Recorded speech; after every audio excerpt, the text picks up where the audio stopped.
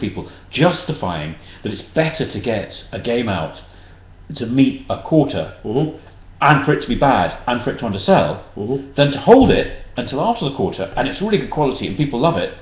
And apparently the city and the financiers get nervous because people can't. So it's crazy. I have to say that Ubi were the other way around. Ubi, before anybody, Ubi were fantastic, and it was all about the quality, and they tested the hell out of it. They had a real respect for the audience, because a lot of publishers don't. Because to get quality, you have to iterate. I mean, that's the thing. Is that one of my things is always that it's very hard to express a game design as words, because it just doesn't quite describe what it feels like to play a game. So you have to make a bit of a game and then play it before you can really. I mean, you can have a good idea that it's going to be good, but you have to play it and then go, oh, hang on a minute, we missed this bit out, or it's not quite what I meant, and then change it and iterate and tweak it and do that. The more you do that, the better the game is. Edit, play. Absolutely. Just keep doing it forever. Yeah. This is partly because if you read a film script, then anybody who has any experience should be able to picture what the end result's going to be. Yeah. Okay, so you can, as a writer, you can communicate to a large number of people. Game design, there isn't that grammar, and besides which, the only way to do it is to keep it within our respective heads, the design, the story, the puzzles, the technology, the UI, and the only way that I think you can do it is to have this massive tangled web of ideas. Absolutely. I mean, I was explaining to someone that earlier in the week that you can describe, that describing a game design with words is kind of like describing music with words, and music has got the benefit of having musical notation that perfectly describes what music does, and it's the same sort of thing where we're still at that stage.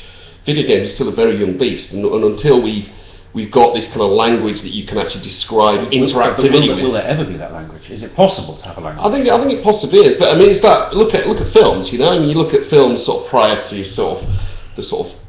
the turn of the century, the 20s and 30s. It took a good 20 to 30 years before they started establishing a language that people could actually understand and then communicate films about. The rest, up to that point, it was everybody doing their own thing. But even so, if you look at all the films that come out every year, only like a handful are actually any good. Mm-hmm. And that's presumably because something was lost in translation from script, which everyone said, this must be the best film ever, and then shooting the film, and everyone sees it at the cinema goes, yeah, not so good. I agree with you, but then there are also an awful lot of films made that you could have read the script and said, this is terrible, it should never go ahead. And particularly the really big films. Now I know that we may disagree on your favourite sci-fi return from last year, but ultimately you could have read the script and you could have said, this makes no sense. But then I guess some films have ulterior motives. You've got like Battleship. I mean, that was a bad idea from the start, but there was obviously a financial incentive there on somebody's part to actually make a film about a board game. Jonathan, you think Themis was not the best film ever made? No, it's a great film. It just doesn't make No, it was almost good. I agree with you there. It was almost good. It's a wonderful experience. But you sit. I mean, am I the only person in the whole world who watched Lincoln and said, "Hang on, this, it's great, but this should be a television drama. This isn't a great epic film at all." Not enough ninjas in it for my taste. Not enough ninjas, perhaps, but also apparently it's all based on a fallacy. There was never a rush. There was never a rush for Lincoln to. Obviously the emancipation of the slaves was wonderfully important and fantastic. We should celebrate it. But I think there's probably a better way to do it than in that particular film. But anyway, that's my view. Try Abraham Lincoln Vampire Hunter. Yes. Oh yes, there is. Okay, how is that? Terrible. But actually a much more, less worthy but much more amusing way to spend a couple of hours. Probably funnier.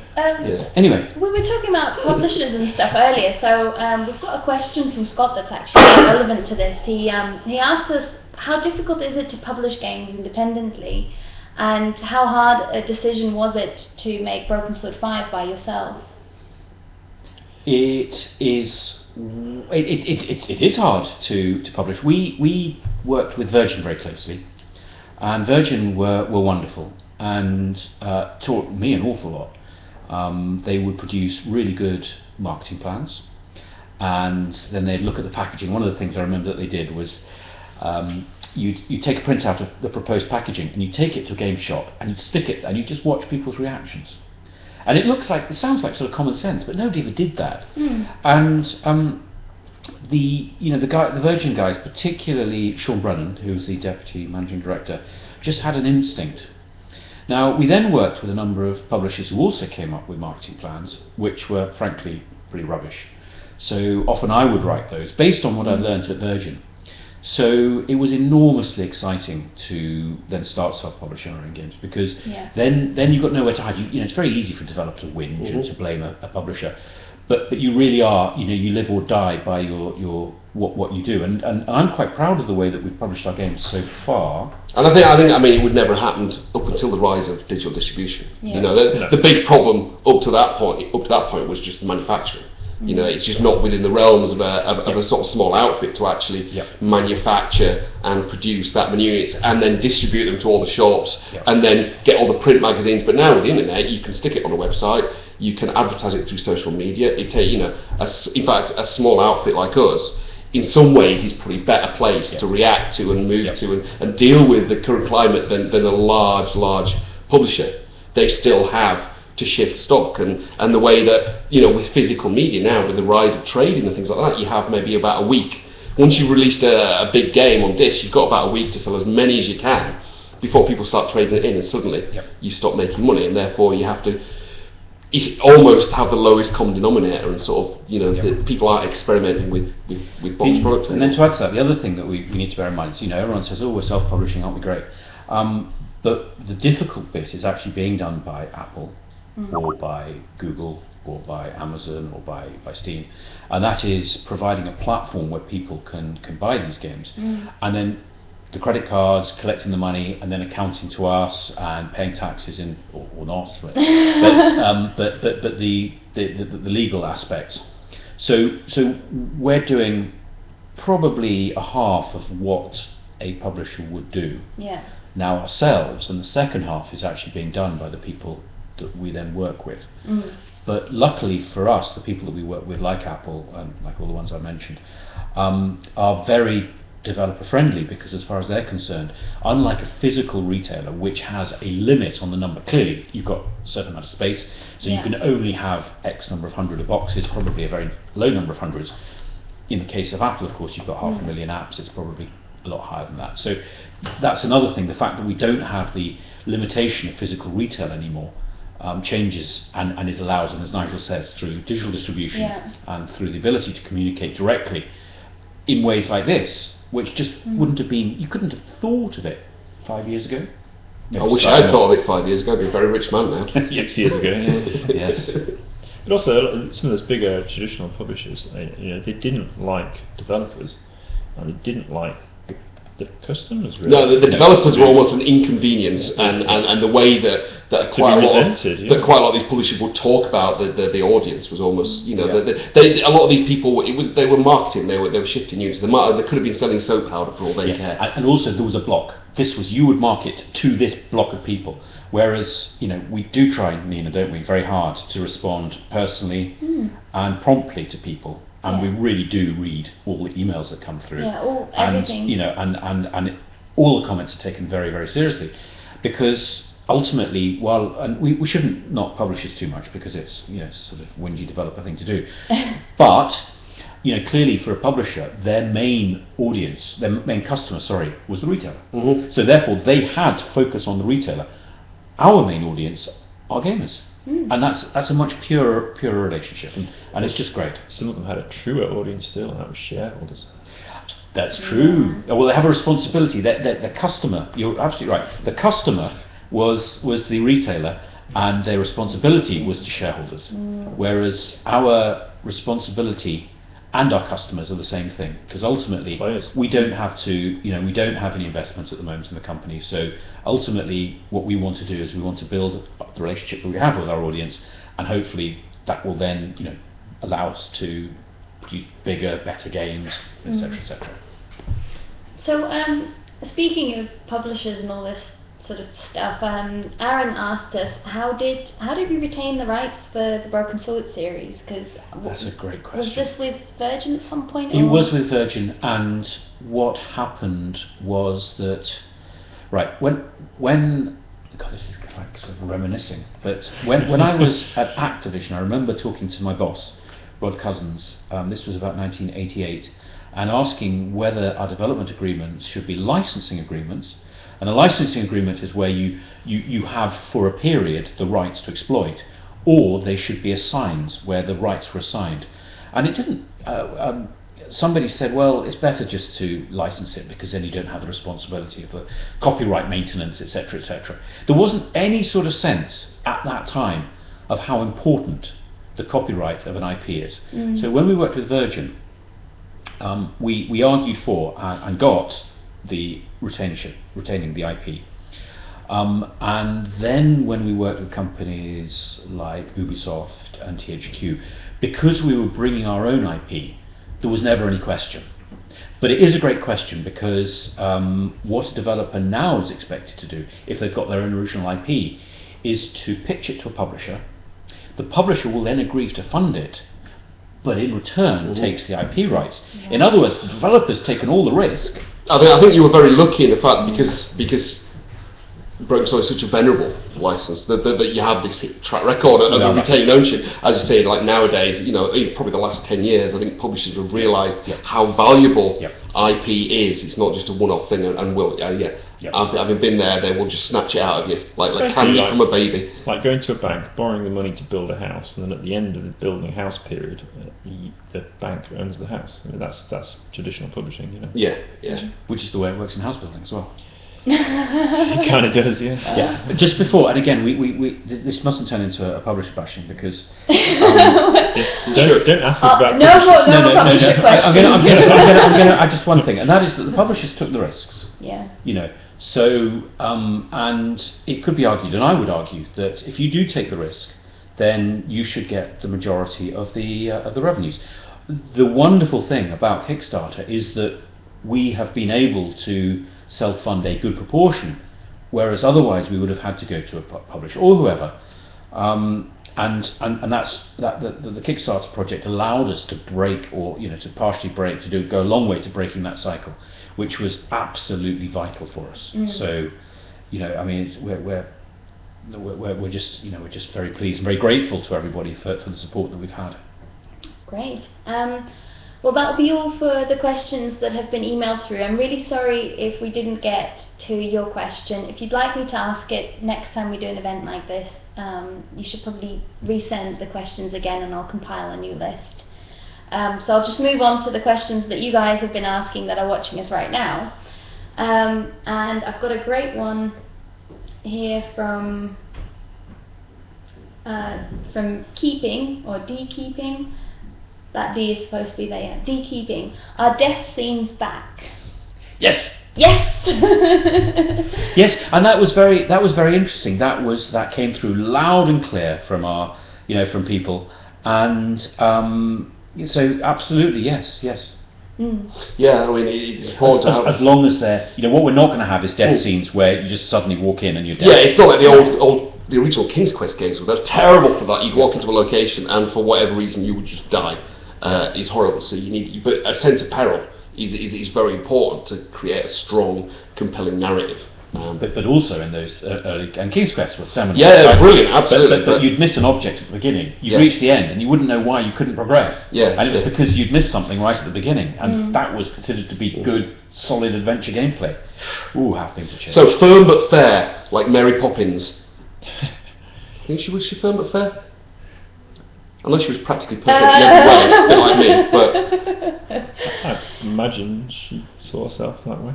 Yeah. I thought the best death scene we did was Steel Sky, where you put the explosive in the light socket, and if you're daft enough to switch it on, it blows you up.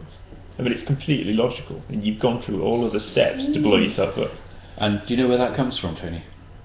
It comes from Adventure D. I was so proud of it that time. And in Adventure D, it's exactly the same thing. You remove a light bulb, put some explosive in, but you have to remember to turn the switch off, otherwise you blow yourself up. And I thought it was such a great puzzle. Well, I shouldn't be admitting this, should I? Let's do it again. Yeah. Well, can we edit that bit? This isn't live, is it? Forget that you did what you just heard. Yeah. No, that was a great puzzle, Tony. Well done, Charles. And then you need to use the light bulb later. One Master Aqua wants to know whether the game is actually Templar based. Because actually I don't think anybody's asked that question before. That is a very good question, and the answer is no. No, it's not. No. But not dissimilar. But not dissimilar. It's following similar themes, and there are overlaps. Mm-hmm. But the thing about the Templars was it was a wonderful subject matter to follow back in the mid-90s, and then certain people, some would say, stole our ideas. Others would say inspired by our ideas, and others would say, well, they just came up, totally by chance, coming up with an American protagonist in France with a French girl, stumble on it. I mean, it's sort of been done a few times. And the slightly worrying thing is that it's actually rather cliched now, and there are some terrible books, terrible cliched books. Because the funny thing about cliches is that hopefully people liked the first Broken Sword game because of this passion and the interest and the enthusiasm. And if you get enthusiasm for somebody else's ideas without quite sharing them yourself, then you start producing cliche. And I think that a lot of these Templar books are just cliche, and some of the films are pretty terrible as well. But it was new, and we were looking at Templars. And I Yeah. didn't know anything about Templars, and it was kind of discovering something from the past that was really interesting. So I mean, I think what you're doing now is the same again, isn't it? It's another. Yeah. Should we talk a little bit about it? It's the But Gnostics? it's the Gnostics and the Gnostic Gospels, and again, I can't understand why people don't know about the Gnostics in the way that people didn't know about the Templars back It's in. heresy. It is heresy, and you get burnt. Yeah. But just in a nutshell. That's all stopped now, isn't it? Has it? Or has it? Okay. When I was working with Ron Howard and his lot on the Da Vinci Code, I was just sort of giving a little bit of consultancy and helping on the game. I went up to one of them and I said, look, you do know that the Prior Sign is absolute nonsense, don't you? And he looked at me and he said, that's what they want you to think. So, well, it's true. They made it look that way. they have. But what's wonderful about the Gnostic Gospels is that for the Nicene meeting in the time of Constantine, I think, they decided that actually the creed, the canon was going to be Matthew, Mark, Luke, John, and that everything else was heretical. Now, what they basically were saying is that they didn't want the Gospels of Mary Magdalene, of Thomas, doubting Thomas, of Judas Iscariot, and all the other ones who actually had a very different slant. Now, they were so successful in destroying these Gnostic Gospels that actually most of them disappeared without trace, and then it was only in 1945 in a place called Nag Hammadi where this cask, this urn, was discovered full of, and it was hermetically sealed, and it was discovered full of these Gnostic Gospels. Wow. And these things had never been, they didn't know they existed. And so this was this extraordinary find. And then this resonates back with the Albigensian Crusades, because the Cathars were Gnostics.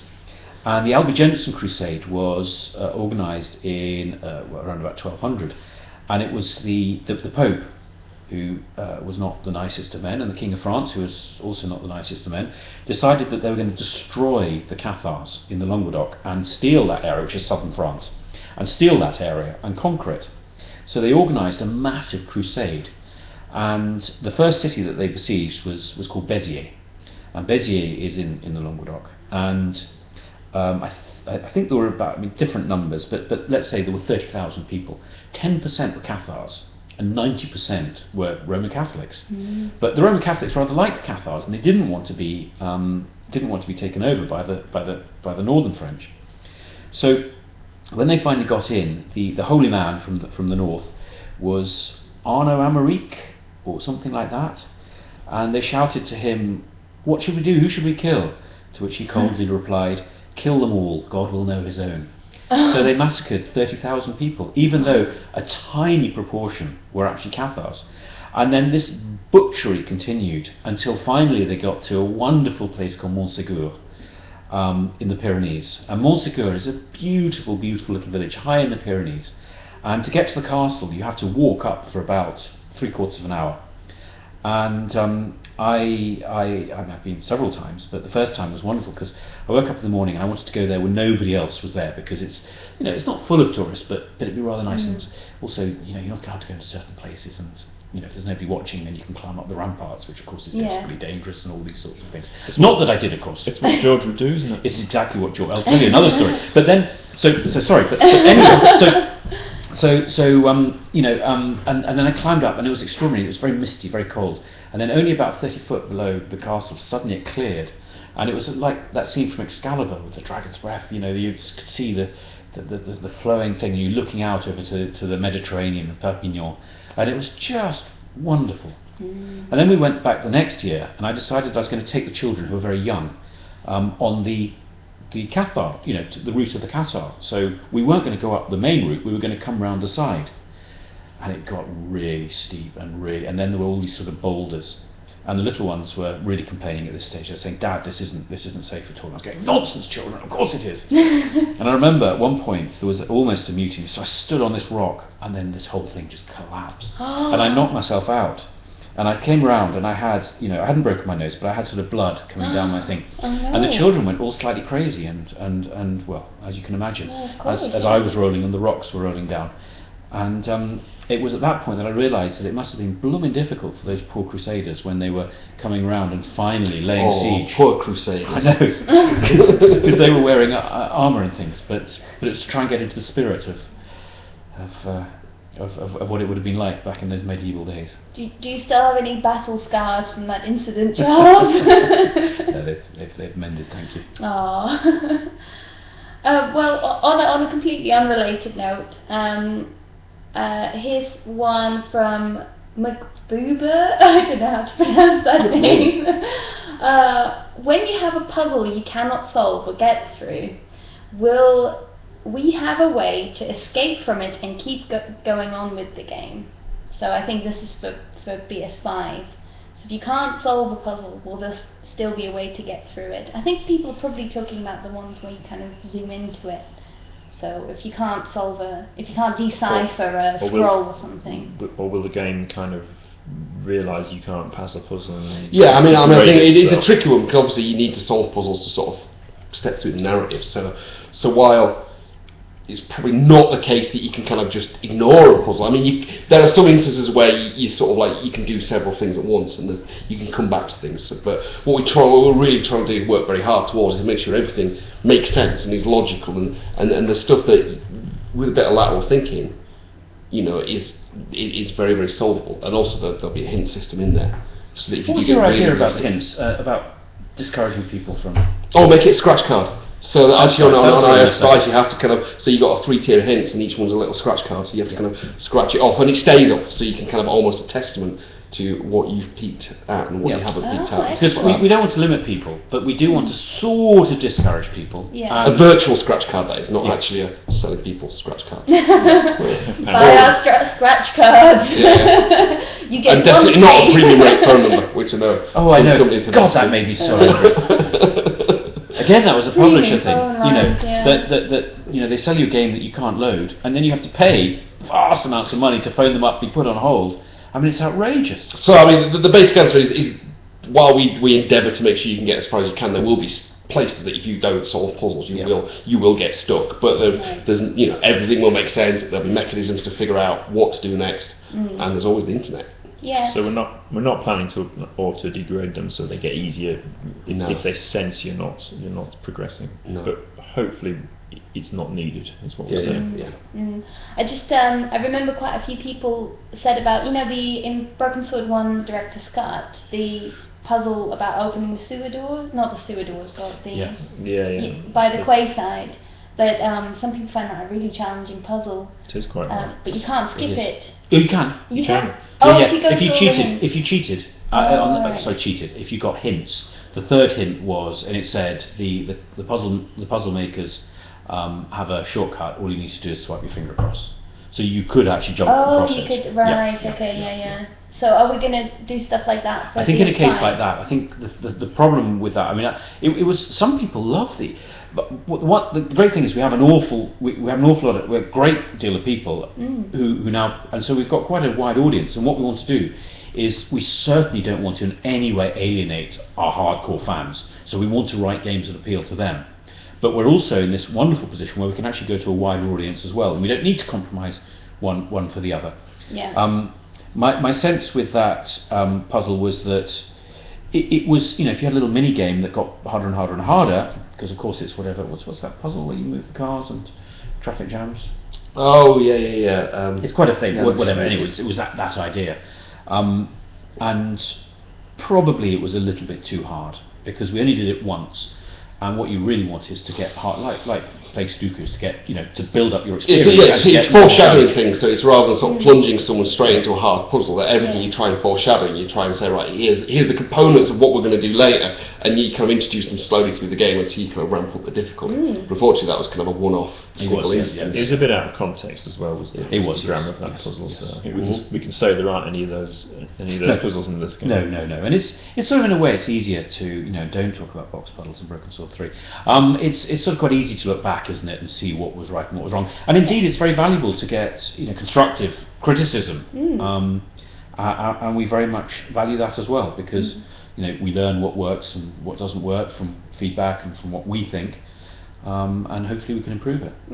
So, do you think, is it going to be a bit different then for PS5? Because I know with Broken Sword 1 and 2, obviously we had to remake the game in a sense, and we were working with a lot of stuff that was made in the 90s. Yep.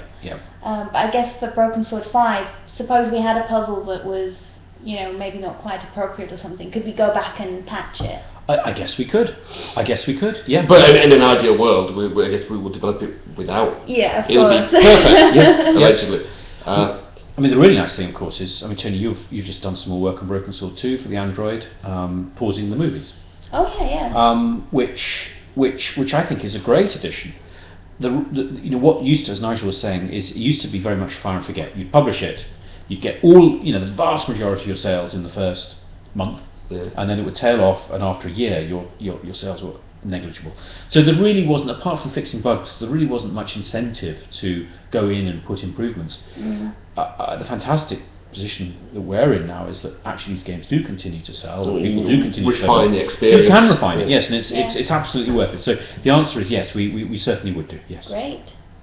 So I'm just going to do two more questions. One will be from Gangster. We all like Gangster. Hello, Gangster. And his question is, oh sorry, I'm giving credit to the wrong person. This is terrible. This is a follow-up Hi, Gangster, question. sorry about this. Oh, I'm really sorry. I really like this question. This is Pure Noctis, actually. That was a follow-up question to Gangster's question, which we've kind of already answered a little bit. And that is, you seem to know a lot about history, Charles, and you seem to be very interested in this stuff. So do you do all of the research for the games yourself? Yes. All by yourself, no one else? I will take anybody who wants to go as well. Tony, we've been off to Paris, haven't we? Yeah, it's Paris. And we went, well, that was City of Romance. A nice romantic weekend. It was, yes, with the wives. With wives. The wives came too. And then Nori and I, of course, went off to Turkey and looked around, and that was fun. That's right, yeah. So yeah, no, very, very much so. I mean, was that for the new scene or something? It was to it went to a place called Göbekli Tepe, which is a temple that's renowned to be 12,000 years old. And if that is the case, which it would appear to be, then it's the oldest man-made structure in existence. Wow. And you know, as such, it was sort of kind of cool. But also, Istanbul is such a wonderful place, and Istanbul isn't featured in this game. But it really, you know, I'd love to feature it again. The history of Istanbul, and Nigel, you'll know this. Which crusade was it? The Sixth Crusade, which was so appalling. But just in a nutshell. I think most of the Crusades did horrible things. Yeah, well, to, they did, and we should be deeply ashamed of what they did. Well, to Istanbul, that generally they would rock through the Byzantine Empire and do something rancid to them. But what the sixth one, I think it was the sixth one, did is that they'd been ferried by the Venetians, and the Venetians saw the Byzantium, or which is now of course Constantinople, as a trading. No, it's now Istanbul actually. Istanbul, thank you. It used to be Byzantium. As a competitor. And so what the Venetians managed to get the Crusaders to do was attack this extraordinary city that really was stopping the Turks, well, the Muslims coming through and invading Europe. And they took over and they ransacked it, and the lions in St Mark's Square actually came from, this famous lions, and a lot of stuff in St Mark's Square and around Venice was actually looted and brought there. And Constantinople